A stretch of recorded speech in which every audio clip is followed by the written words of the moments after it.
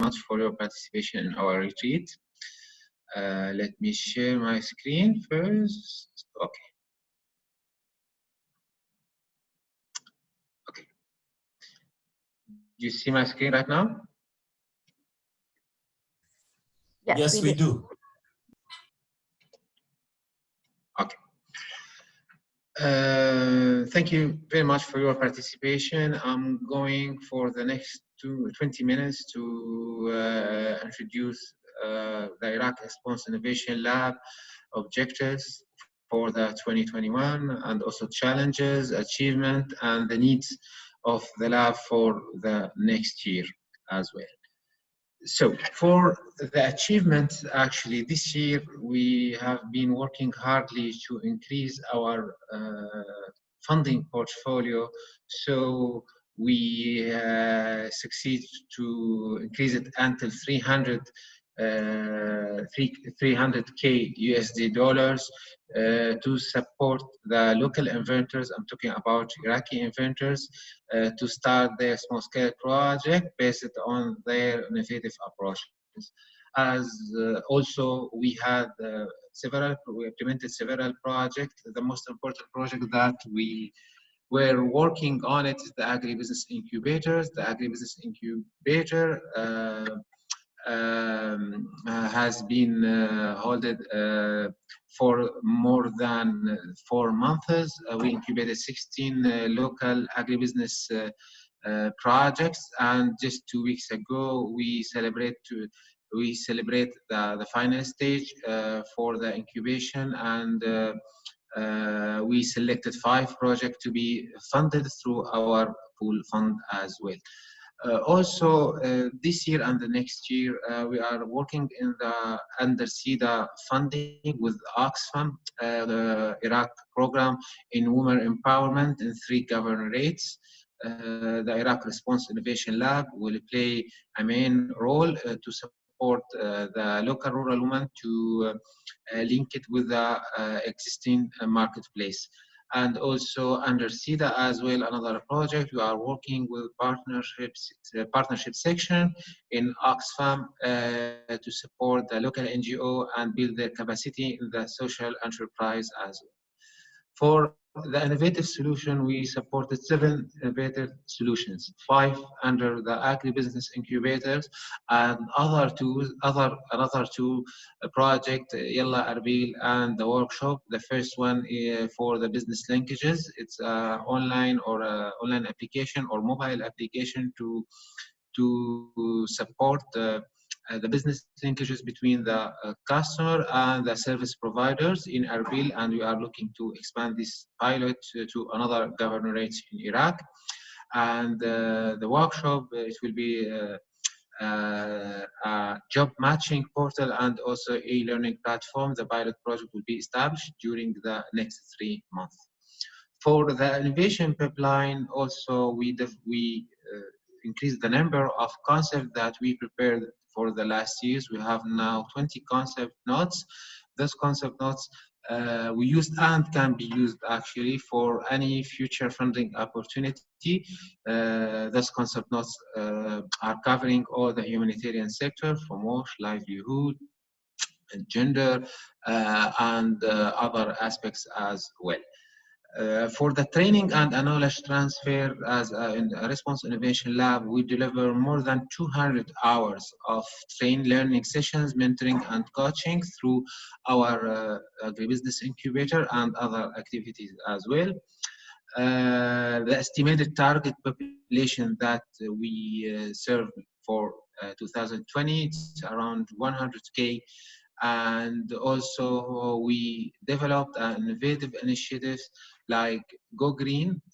Go Green is the initiative to promote the innovations in agribusiness, and also we are working on other initiative. It's called Women in Innovation. This will be for this year and the next year, our innovative approach to target the women in Iraq to be more integrated, to facilitate their integration into the innovation system. This is for the achievement. For the challenges, I can say based on our experience for the last few months that we have like an information gap. It means that source of information and product related information. We don't have actually access to sufficient information related innovation. I'm talking from technical point of view. I can give you one example. During the agribusiness incubation, we received a lot of requests, technical requests that should be answered through respectful surveys from research center and other universities. So we couldn't find it. I mean, that information on place. So this is something can be uh, be improved for the next year.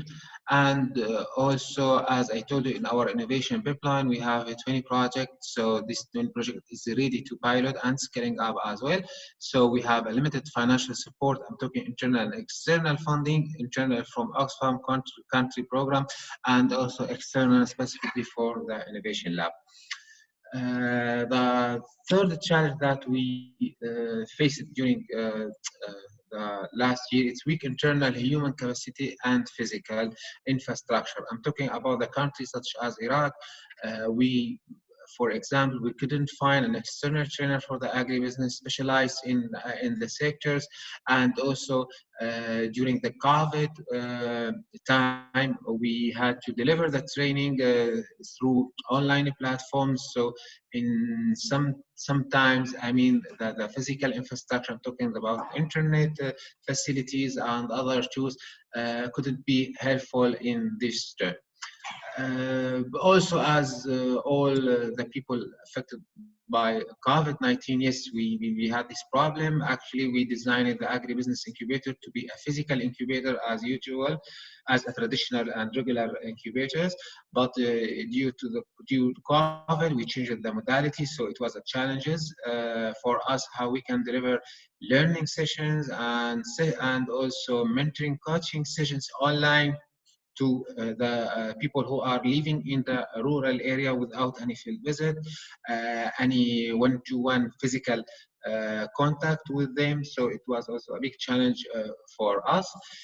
Another thing I would like to highlight is the gender barriers. Actually, this is one thing that we noticed also from our past experience through our open call for interest that we did through the last few months. We didn't receive any application from women and girls in Iraq. That we noticed that, and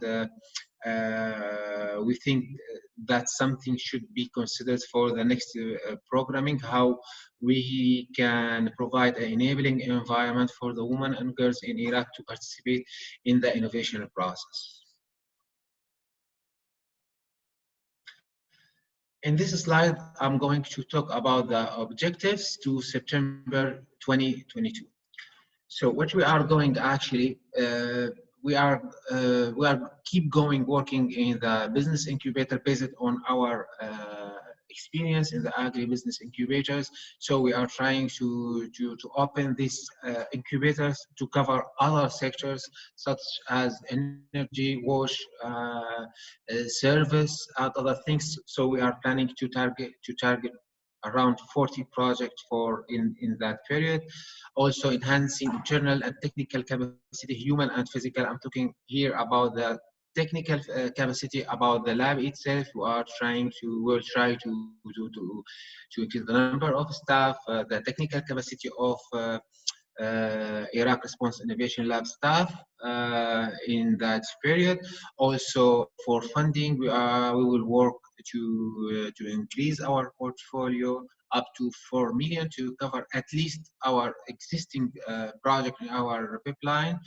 And also, we, as you know, we have in Iraq many labs and incubators, and there are many other organizations. They are providing the same services. So in the next year, we will work more how we can branding the Response Innovation Lab in Iraq. Has been creating a differentiated value proposition. We had this pilot project Go Green to promote the green energy green economy. So we'll keep trying to brand the name or the activity, the services that Response Innovation Lab contributed to the Iraqi community and humanitarian community as well. Also, the last thing, and the objective, increasing the participation of women and girls in our future project. As I told you before, we have this initiative, Women in Innovation, for the next few years. We will work how on the, like, if I can say it, generations of idea or enabling environment that can allow the women and girls to participate in the process of innovations. So this is what will be our main mandate for the next year. Needs to September 2022. As per the challenges, yes, we need to find a way to collect more fund from the traditional donors and other donors like private sector and other things. This is what we are working with Oxfam and also with the central unit as well. The second is how we can establish a robust relationship with the global innovation platform, and this is a kind of connecting with the information related innovation like research centers, universities, cooperation, and other entities who are working in the same field. The purpose of this need is how we can bring the global knowledge into the local context. It's very important for Iraq and for the lab specifically. Also that we are believing that the role of the private sector in the process of innovation. So we need also to how we can develop a private sector partnership pathways. Actually, we have a problem with the private sector here in Iraq during the crisis and other things, but we need to find a way how we can transfer that experience from other countries to Iraq to get this kind of partnership with the private sector. Also, we need a technical assistance on building information-based innovation system. As I told you, we are talking about innovation. We don't have a sufficient source of information to support the local inventors. So we need a technical assistant in this area to fill this gap. Also, based on the experience that we had for the last 2 years, we support in developing a new strategy paper for starting from 2021 until 2023. In this strategy paper, we will it will be built based on the experience that we had and the expecting intervention that we can do into the local context. Thank you so much. I think I spent less than 10 minutes for my presentation. Yes, great job. I was so quick, or you were great. I emailed everybody multiple times about staying under 20 minutes, and Bassem, you hit it right on the head. So thank you. Thank you so much. If there are questions for Bassem, please go ahead and unmute yourself and go up and ask. Yes.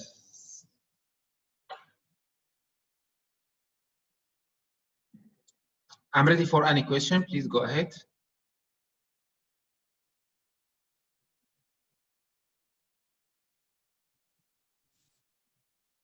Okay, I'll get started. Oh, there you go. So go ahead. Sorry, this is Ivan Castro, from Guatemala. Thank you for your presentation. Excellent. I was wondering, how do you plan to involve the private sector in this challenge that you have in Iran? What is your plan to involve the private sector? Thank you very much. Thank you so much for your questions. We have both. I mean, we have supply and demand. We are supply the market with the private sector as we are supporting the local inventor to establish their small scale project to apply their application. But from the supply, I mean, how the private sector can contribute to our process. This is what we are looking for. Actually, we need to see other experience, how they can involve. Actually, we receive a lot of requests from companies here in Iraq asking us to be part of our work, but to be honest, we need support actually from the central units and other partners to show us the best practices in the integration of the private sector. Maybe they have something in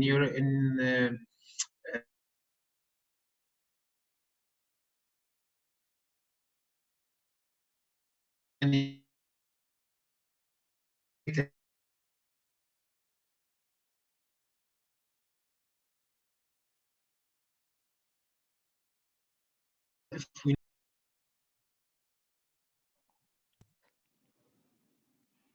Sorry, I lost the connection just for a few seconds, and I can hear you. But anyway, I am sure that you already answered the.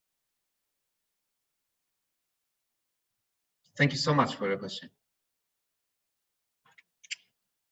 Maybe because I am the first, I mean, and maybe it's too early on the other side of the world. Can I ask a question? Yes, Catherine, please go ahead. Hi, thanks so much for your presentation. I just wanted to hear a little bit more about some of your plans for targeting female innovators and some of the strategies that might work in your context to engage female innovators throughout the innovation pipeline. What are some of your strategies that you're thinking about for next year? Yes, thank you so much for your question. In the first stage, we are going to conduct a study or a survey to know exactly how we can integrate women and in which area as well, and the way and the channels of communication. This is what will be our mandate for the next 2 months. And based on this survey, we will develop or design our program to be adapted to the women and girls need. It should be, I mean, we need a lot of work on this kind of participation, but the first step that we are going to do is conduct a research or a study to see the area that we can contribute or the area of improvement and how we can encourage the women to be part.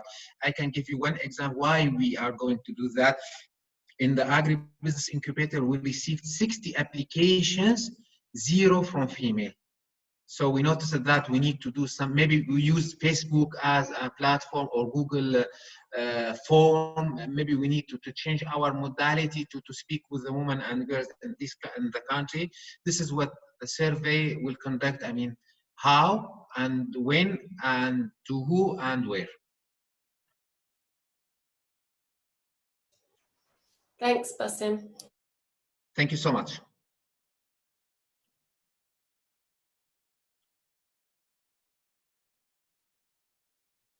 Are there any other questions for Bassem on the Iraq lab?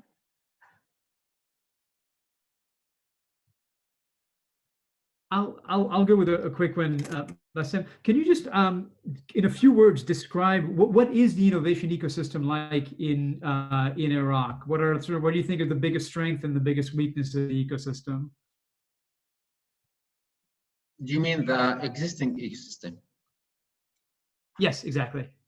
Yeah, I can say the most or the strength of this our existing ecosystem is the relationship with other international NGOs and United Nations that they are working on the field, and even the local NGO.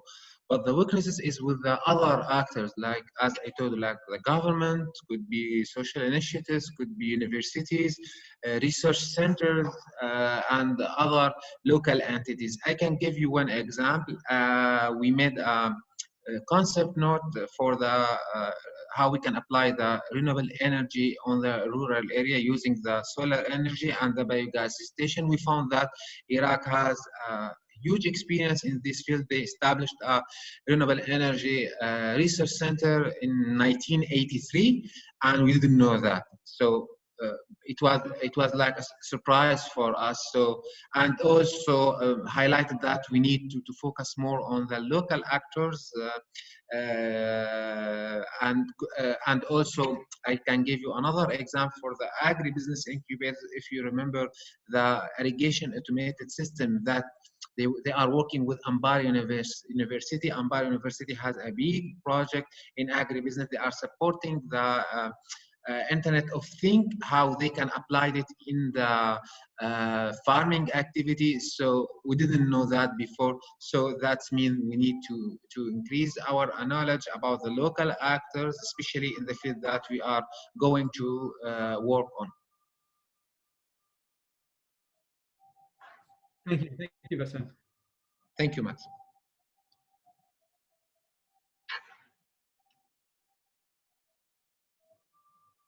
Great. Any other questions for Bassem? I have a question. I'm Claudia from Nicaragua. I'm just wondering if in the methodology that you will apply next year for the gender issue, if you are thinking to making a map of some organizations that work already with women, and maybe you can, I don't know, confirm some collaboration. If you are thinking in that, or we have that issue here in Nicaragua, and I think maybe that kind of collaboration can help. I want to know your opinion. Thank you so much. Thank you so much. Because of that, I told you that before. We are going to conduct a survey. That survey will tell us the actors, or the main actors on the ground. Could be NGO, could be another institutions, and could be INGO, governmental organization, business support institution. Is for sure. If we are going to target the women, we should know exactly who are on the field, working in the same field. As I told you, this survey will conduct who and what and where as well. Thank you. Thank you. Okay. There's one hand raised, I see, from Mohammed Ammar. Yes, thank you, Max. Thank you, Bassem. Actually, two different points, not questions. The first one is related to the engagement with donor, and specifically with WFP. Just to share the experience from OPT, would you please just raise your voice? I couldn't hear you very well. Now? No, the volume is still kind of low. Maybe type your question into the chat box. Now? Not really good. Not really clear. I don't know, Emma, did you hear? No, maybe Mohammed, if you could put your question in the chat box. Okay, last chance. Okay, yes, there we yes. go. Very good. Go ahead. Thank you. Couple of things. The first one related to the engagement with donors. Just a reflection that WFP, for example, in the occupied Palestinian territories, are very willing, I can say, in such agribusiness and small pilot agriculture projects, actually supporting the most vulnerable people in Gaza and in the West Bank. Oxfam is partner with them. So recently they were piloting with us hydroponics, aquaponics, all these things. So I'm wondering if there is an opportunity, or it's a kind of recommendation to get engaged with WFP so you can get more fund, as also some technical support from their expertise also. The other point, sorry if I missed from your presentation, but I'm wondering if you see there is an opportunity to much engage with the private sector. Do you think that the private sector in Iraq can host such initiatives, can accept, can market such initiatives also?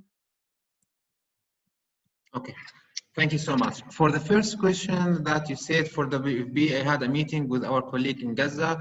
They have a great project there funded by WFP.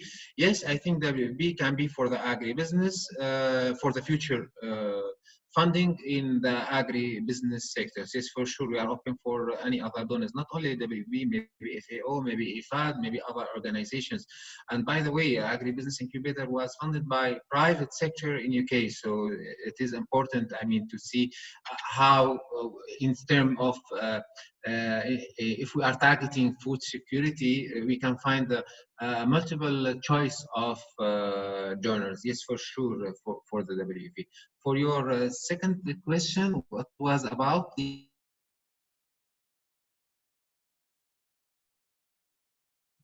Muhammad? I was talking about the engagement with the private sector. Okay, sorry. Yes. We didn't try, so we don't know, to be honest. Actually, this came to our mind. Three Iraqi people had established their company, consultancy company, private sector, and they are working with the USAID, and they are running with the accelerator. The one point that we discussed with them, if they can, I mean, they can train the people, incubated the people, and if we have an idea can be funded, we can do from our pool fund. This kind of relationship. What we need actually to know more. If we can engage the private sector in Iraq. Actually, the importance of private sector in Iraq is becoming more important than before. We need to try. This is what I say. I mean, we need to find a way to the private sector to be from the supply part, not from the demand side as well.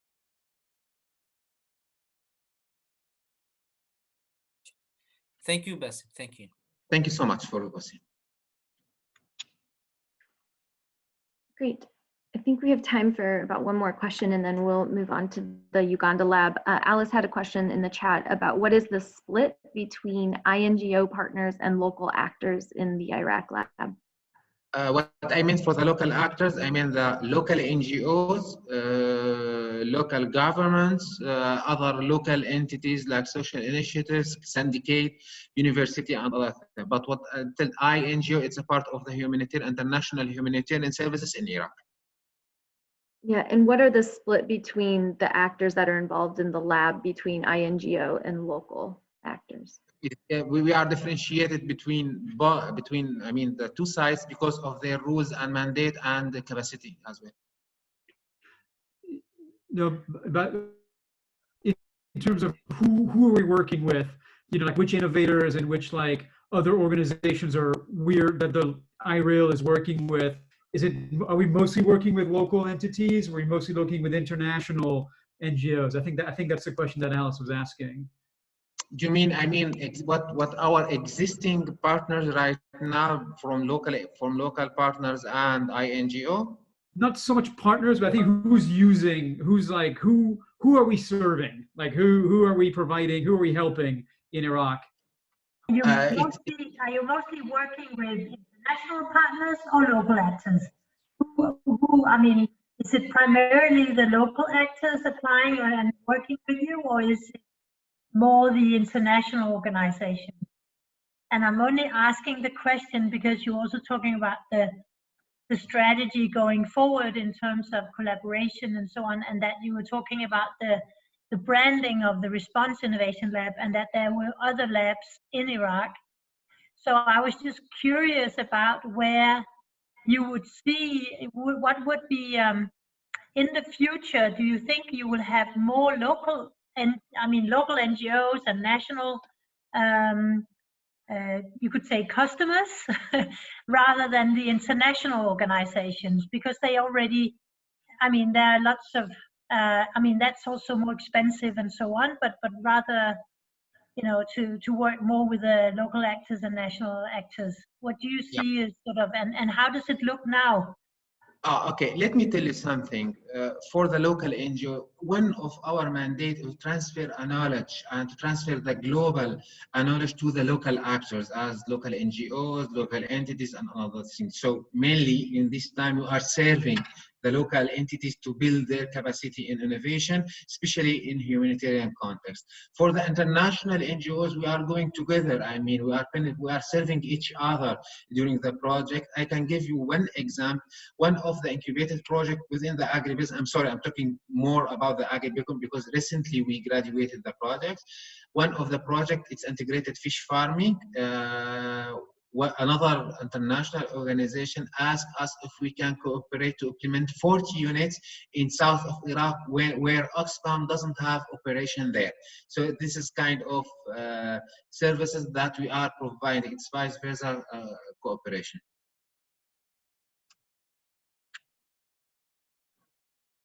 Thank you. Just add to that, Alice and Bassem, if you'll allow me, but I think initially the lab in Iraq did a lot of work with international innovators, such as I don't know if you're like Life Shelter, Borda systems, and so on. And I think what we've seen is more recently much more of a focus on local Iraqi-based innovators and startups rather than working with to bring internationals into Iraq. Yeah, I can give you one word that Andres said it. It's from Iraq, by Iraq to Iraq. This is, I mean, if I can say this is our strategy. That sounds like a good t-shirt. Yeah, thank you so much. Thank you. Great. Thank you, Bassem, for that presentation. And if anyone has additional questions for Bassem, feel free to email us, type them in the chat, or email Bassem directly. And we're happy to answer any of those. Or if there's any other colleagues at your organizations that you'd like to introduce Bassem to, please let us know. We're now going to move over to Charlene, who heads the Uganda lab.